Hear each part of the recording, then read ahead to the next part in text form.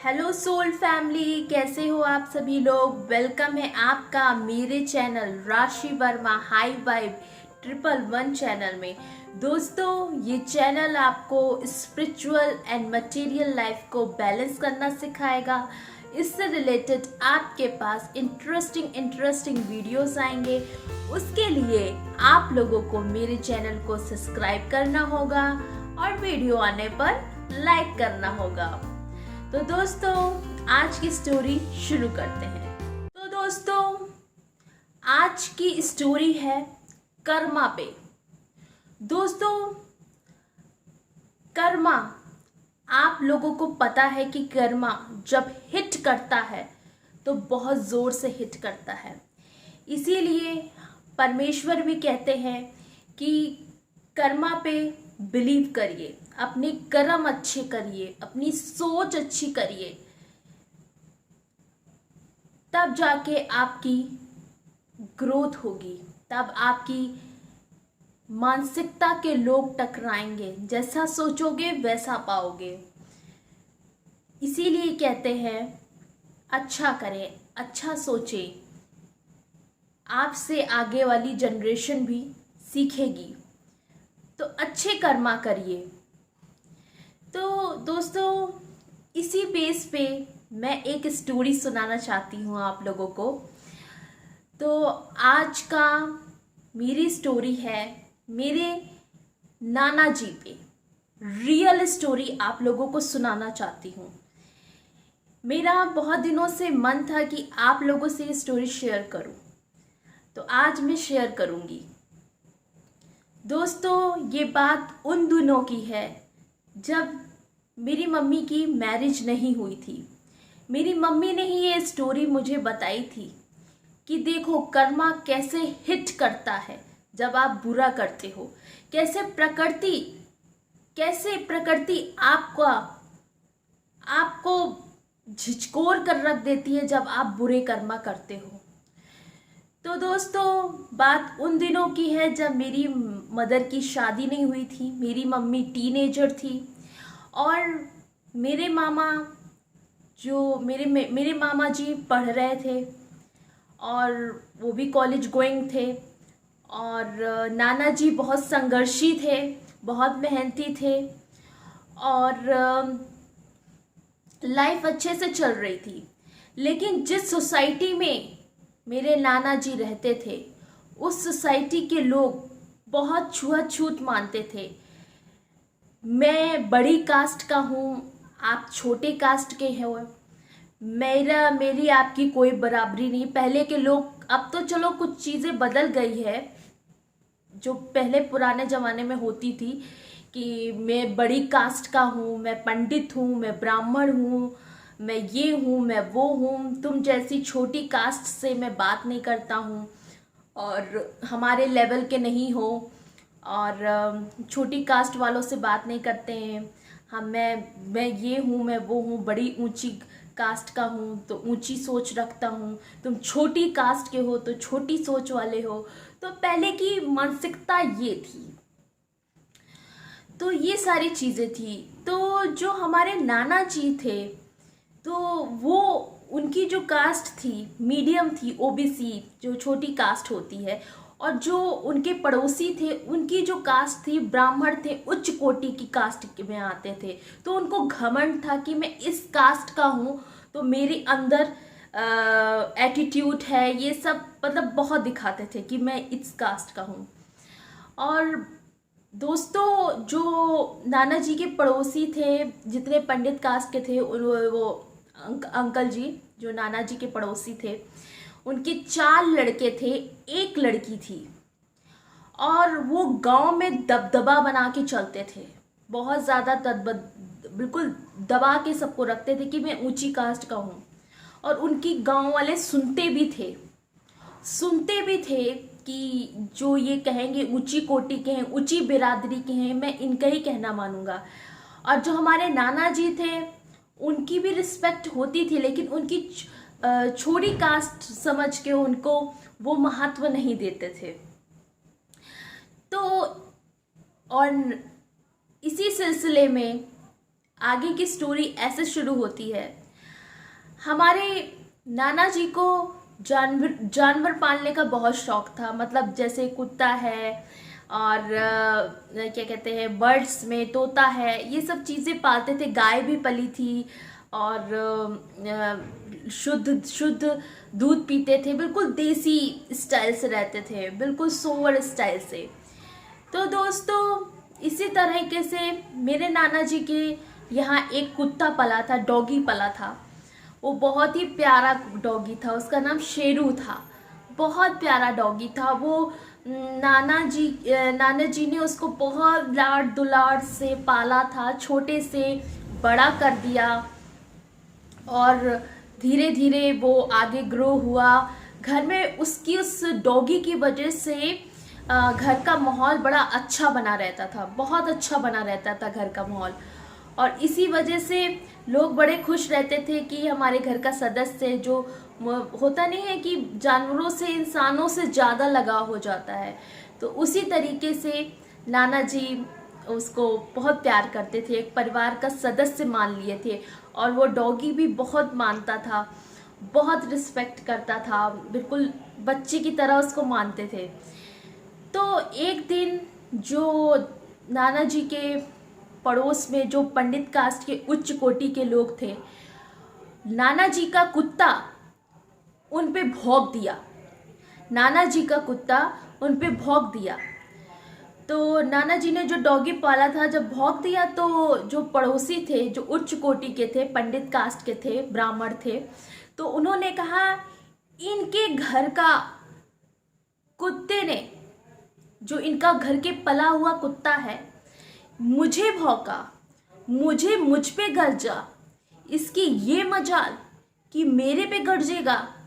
ये साले छोटी कोटि के लोग, छोटी जाति के लोग कुत्ता पाल के शान दिखाते हैं, मुझे डरवाना चाहते हैं, मुझे दबाना चाहते हैं। ये कुत्ते की हिम्मत कैसे हुई कि मुझ पे भौंक दे, मुझे ये कह दे, कैसे हिम्मत हुई? तो उसके अंदर अग्रेशन आ गया, उसके अंदर फ्रस्ट्रेशन आ गया। कैसे इस कुत्ते ने मेरे ऊपर भौंक दिया, कैसे भौंक दिया? इसकी ये मजाल, छोटी बिरादरी के लोग कुत्ता पालते हैं और मेरे ऊपर भौंकते हैं। कैसे भौंक दिया, कैसे भौंका इसने? तो दोस्तों, उस उच्च कोटि की जो जाति के लोग थे, उनका जो आदमी था और उनकी जाति के लोग बड़े गरजे। तो उन्होंने क्या किया, नाना के डॉगी को उठा लिया, पकड़ लिया और उसका मुंह लपेट लिया और नाना जी के सामने ही पकड़ लिया कि तुम्हारे कुत्ते ने भौंका, तुमने जो पाल रखा है, मैं इसको आप देखो क्या करता हूँ। तो नाना जी ने कहा अरे छोड़ दीजिए, कुत्ता है, वो तो भौंक गए, जानवर है, अनजान है इन सब चीज़ों से, उसने भौंक दिया, क्या गलती की क्या? लेकिन तुम चुप रहो, तुम्हारी ये हिम्मत, तुमने मेरे सामने जमाल लड़ाया। और नाना जी ने बहुत कोशिश की अपने कुत्ते को बचाने की, लेकिन फिर भी उन्होंने छीन लिया कुत्ता और उसको छीन लिया, उसको दरिया के किनारे ले गए। उस कुत्ते को, जो उट कोची जाति के लोग थे, तो उसको उठा के ले गए और उन लोगों ने उस डॉगी को नदी में डिबो डिबो के मारा, बहुत मारा, लाठियों से मारा, डंडों से उसको पीट के अधमरा कर दिया, उसको डुबो के मारा, तड़पा के मारा कि इसकी हिम्मत कैसे हुई मुझ पे भौंकने की। वो छोटी जाति के लोग कुत्ता पालते हैं और मुझ पे भौंकते हैं। तो इस तरीके से उन्होंने उस डॉगी पे घमंड निकाल दिया और नाना जी बस देखते रह गए। वो डॉगी तड़पता रहा, उसको मारते रहे, पानी में डुबो के मारा, उसको तड़पा के मारा, उसको बेरहमी हालतों से उसके सर पे लाठियां बरसाते रहे, उसको डुबो दिए। बताइए, अनजान, मतलब मासूम सा जानवर जो बोल भी नहीं सकता, वो बेचारा उसी नदी के अंदर डूब गया। और फिर उसी कुत्ते को उठा के, डॉगी को उठा के, जो नाना का था, उसको उठा के नाना के सामने पटक दिया कि ये जो भौंकता है आपका कुत्ता, आज मैंने इसका पार लगा दिया, अब ये भौंक ही नहीं पाएगा। तो ऐसे उनका दबदबा था। तो नाना जी ने बस यही कहा, जो आपने किया अच्छा किया, इसका परमेश्वर सबक देगा, इसका परमेश्वर सबक देगा। मैं कुछ नहीं कहूँगा आप लोगों से, ना कुछ बोलूँगा, इसका परमेश्वर सबक देगा। तो इसी तरीके से नाना जी ने सब्र कर लिया। फिर मम्मी और मामा जी खूब रोए कि हमारे घर का सदस्य था, हमारा जानवर से ज़्यादा हमारे घर का सदस्य था, बच्चा था। वो जानवर तो छोड़िए, वो बच्चा था। एक बच्चे की तरह मासूमियत होती है जानवरों में, वो तो बोल भी नहीं सकता। उसकी वो जो चीज़ थी, वो घर में इतने इतने बड़े से उसको पाल पोस के बड़ा किया था। और जब वो बड़ा हुआ थोड़ा, तो उसके अंदर एनर्जी आई डॉगी के अंदर, तो उसने भौंकना शुरू कर दिया। बस उतनी में ही वो गरज गए। तो इसीलिए उन्होंने उसको मार दिया और नाना के सामने पटक दिया। घर में मनहूसियत आ गई, नाना के घर में मनहूसियत आ गई। मामा जी भी रोते थे, मम्मी भी रोती थी। इसी तरीके से दिन बीतते चले गए, बीतते चले गए। फिर देखिए दोस्तों, कहते हैं ना, कर्मा हिट करता है। एक मासूम से जानवर को तुमने तड़पा तड़पा के मारा, उस नदी में गोते लगा लगा के लाठियां बरसाई उस कुत्ते पे, और उस कुत्ते की अधमरी हालत में मेरे नाना के सामने पटक दिया। फिर मेरे नाना जी ने कहा, इसका इंसाफ ऊपर वाला करेगा, सब्र कर लो, किसी से लड़ने की जरूरत नहीं है। अपने बच्चों को समझाया नाना जी ने। और उसके कुछ दिनों बाद जो वो पंडित जी थे, जिनको अपनी जाति का, ऊंची जाति का घमंड था, उनके 4 लड़के थे, एक लड़की थी। तो देखिए क्या होता है। उसके कुछ दिनों बाद गली में एक पागल कुत्ता, बोराया हुआ कुत्ता घूम रहा होता है, और बच्चे उसको मार रहे हैं। बच्चे उसको मार रहे हैं क्योंकि वो अटैक ना कर दे। तो वो तब भी घुर्रा रहा है, चिल्ला रहा है कुत्ता।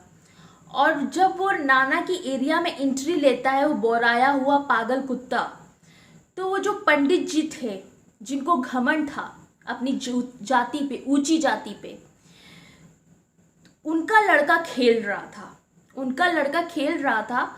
और वो जो बोराया हुआ कुत्ता पता नहीं कहाँ से आ गया था, कौन सी एरिया से आ गया था, अचानक से उसने एंट्री मार ली उस एरिया में। और वो पागल कुत्ता उसी पंडित जी के लड़के पे झपटा, और ऐसा झपटा कि उसको पूरा का पूरा काट काट के उसको अधमरी हालत में छोड़ दिया उस बोराए हुए कुत्ते ने। वो पागल था कुत्ता, भौंक रहा था। वही पंडित जी का लड़का जिन्होंने मेरे नाना जी के डॉगी को तड़पा तड़पा के मारा, उन्हीं के लड़के को ही नोचा, कस के नोचा। ऐसा नोचा कि उसके इन्फेक्शन फैल गया, उसको हॉस्पिटल ले जाया गया। डॉक्टर ने कहा, अरे इसको तो जहर चढ़ गया पूरे शरीर में, कुत्ते ने बहुत बुरी तरीके से इसको नोचा है। उसको एडमिट किया गया। वो लड़का, पंडित जी का लड़का, उनका जो है, उस लड़के का जो दिमाग है वो सेंस में नहीं था। वो हॉस्पिटल में कुत्तों वाली हरकतें करने लगा, वो भी भौंकने लगा और कह रहा है मेरा सर गर्म हो रहा है। अजीब तरह खांसता था, जैसे कुत्ते भौंकते उसी तरह खांस रहा था। उसको इस तरीके की एलर्जी हो गई थी, अधमरी हालत में हो गया था। बुरी तरीके से उसको नोचा, बुरी तरीके से। जब भी वो छींकता था उसके मुंह से कीड़े निकलते थे। ऐसी हालत उस कुत्ते ने उसकी कर दी थी। और वो दिन पर दिन बीमार होता जा रहा था, उसका सर गर्म हो जाता था, वो पागल हो जाता था, ठीक ही नहीं हो रहा था। डॉक्टर ने बहुत इलाज कराई, उसका वायरस बढ़ता जा रहा था। और उसके पेट में जो थैली थी कीड़े की, वो बढ़ती जा रही थी। जितना भी डॉक्टर साफ करते थे, इलाज करते थे, वो उसकी थैली बढ़ती ही जा रही थी। तो दोस्तों, ये होता है जब कर्मा हिट करता है। फिर एक दिन डॉक्टर ने जवाब दे दिया, इसको बचाना मेरे लिए नामुमकिन हो रहा है। इसके अंदर इतना वायरस फैल गया है, इतना ज़्यादा वायरस फैल गया है कि इसकी जो पेट में थैली है, कीड़े बढ़ते ही जा रहे हैं। आप इलाज भी कराओगे तब भी ठीक नहीं हो रहा है। मैं पूरी कोशिश कर रहा हूँ आपके लड़के को बचाने की, फिर भी ये ठीक नहीं हो रहा है। क्या करूँ मैं? फिर एक दिन उसको अटैक आ गया, एक ही वॉमिट में उसकी डेथ हो गई। तो देखिए दोस्तों, उन्होंने नाना जी के कुत्ते को तड़पा तड़पा के मारा और थोड़े दिन बाद एक बोराया हुआ कुत्ता, एक पागल कुत्ता उस गली में घूमते घूमते नाना की एरिया में जाता है और उनके ही लड़के को हिट करता है, उसको काटता है, नोचता है और कुछ दिन बाद वो मर जाता है तड़प के। तो इसी तरह कर्मा हिट करता है। फिर उसके बाद धीरे धीरे कुछ दिनों बाद उनको अफसोस होता है, उनको रियलाइजेशन होने लगा था कि कुछ तो गड़बड़ है। जब से मैंने इनके कुत्ते को मारा है तब से कुछ ना कुछ हो रहा है मेरे साथ। फिर भी उनने कहा चलो कोई बात नहीं। फिर एक दिन उन्हीं की पंडित जी की लड़की जो उच्च कोटि के थे, जो बड़ा घमंड करते थे मैं बड़ी कास्ट का हूँ, उनकी लड़की कुएं में कूद के, कुएं में जैसे होते थे पहले के लोग कुएं में पानी निकालते थे, वो पानी निकालने गई थी, एकदम से वो स्लिप होके कुएं के अंदर गिर गई। तो गांव वाले इकट्ठा हो गए, लड़की गिर गई कुएं में, लड़की गिर गई कुएं में। और फिर नाना जी ने जब सुना अरे उनकी फलाने की लड़की गिर गई है, तो नाना ने ये नहीं सोचा कि उनसे मेरी बहस हो गई है और उन्होंने मेरे कुत्ते को मारा तो मैं क्यों उनकी लड़की को बचाने जाऊं। नाना जी सब भूल के अपना कर्मा कर रहे थे। उन्होंने उनकी लड़की को बचाया, क्योंकि मेरे नाना तैराकी जानते थे। वो कुएं में चले गए, उस लड़की को बचाया और बचा के जब ऊपर ले आए, उसकी सांसें पंप ले रही थी, ऊपर नीचे हो रही थी, सांसें ऊपर नीचे हो रही थी, उसकी सांस ले नहीं पा रही थी। और जब उसको हॉस्पिटल लेके गए तो डॉक्टर ने उसको मृत घोषित कर दिया, कह दिया शी इज डेड। तो देखिए उनके बच्चे, लड़के को कुत्ते ने नोचा और लड़की कुएं से कूद के मर गई। एक ऑटोमेटिकली हो रहा है, कर्मा हिट कर रहा है, क्योंकि आपने एक मासूम से जानवर को नदी में डुबो डुबो के तड़पा तड़पा के मारा। और नाना जी ने जब ये सब सीन देखा तो नाना जी को रियलाइज हुआ, मैंने कहा था ईश्वर सबक देगा। तो उसी पंडित जो उनको उच्च कोटि का, जो अपनी जाति का एटीट्यूड था, मैं उच्च कोटि का हूँ, ये छोटी जाति के हैं, मेरी जात ऊंची है, मैं इनसे एटीट्यूड में रहते थे वो। तो देखिए उनका घमंड इस तरह टूटा। प्रकृति ने उनकी लाइफ को बदल दिया, उनकी लाइफ को चेंज कर दिया। वो कहाँ से नीचे आ गया, उनका घमंड चूर हो गया। फिर वही उच्च कोटि के जो आदमी थे, वही आदमी मेरे नाना जी के पास गया। जब उसने रियलाइज किया ये सब तहस नहस हो रहा है, सब कुछ गड़बड़ हो रहा है, मेरा बेटा भी गया, बेटी भी गई और जो लड़के थे वो भी अजीब निकल रहे हैं। और इसी तरीके से उस आदमी ने नाना जी के सामने झुक के माफ़ी मांगी और कहा आपका जो मैंने किया आपके साथ, आपके कुत्ते को मैंने डिबो डुबो के मारा, उसका कर्मा मुझे मिल गया है, उसका फल मुझे मिल गया है, मुझे अपने बुरे नतीजों का कर्मा मिल चुका है। आपके डॉगी को मैंने डुबो डुबो के तड़पा तड़पा के मारा, आपका दिल दुखाया, मैंने गलत भाव से आपको बोला, और देखिए मेरे ही लड़के को कुत्ते ने ही नोचा, मेरी लड़की कूद गई और उसकी जान चली गई, मेरा सब कुछ लुट गया, मेरे अंदर मैं अपने किए के पास प्रायश्चित कर रहा हूँ और मुझे इसका सबक मिल गया है। तो नाना जी से उनने माफ़ी मांगी। तो इसी तरह दोस्तों मैं कहती हूँ कि इस कहानी से सीखिए कि कर्मा हिट करता है, कर्मा आपको ज़रूर हिट करेगा। आप गलत करोगे तो कर्मा आपको ज़रूर हिट करेगा, वो बैक जवाब देगा जरूर। तो दोस्तों यही होता है। तो दोस्तों इसीलिए कहते हैं कर्मा अच्छे करें, आपके साथ सब अच्छा होगा। आप ऐसे कार्य करें जिससे आपको रिटर्न बैक अच्छा मिले। तो दोस्तों ये थी आज की कहानी। अच्छे कर्मा करिए, अच्छी सोच रखिए और अच्छे अच्छे कार्य करिए। कर्मा ही रियल पूजा है, कर्मा अच्छे करिए, अच्छी सोच रखिए, इसीलिए आपकी लाइफ में कर्मा बहुत जल्दी हिट करता है। इसीलिए अच्छे विचार पालिए, अच्छा कार्य करिए। तो दोस्तों, यही थी आज की मेरी स्टोरी। इस स्टोरी से आपको क्या ज्ञात हुआ? और देखिए, ये स्टोरी बहुत अच्छी है। इस स्टोरी से सीखिए, कुछ समझिए और अपने कर्मा अच्छे करिए। ठीक है ना दोस्तों? और अपने आप से बहुत प्यार करिए। Love you all.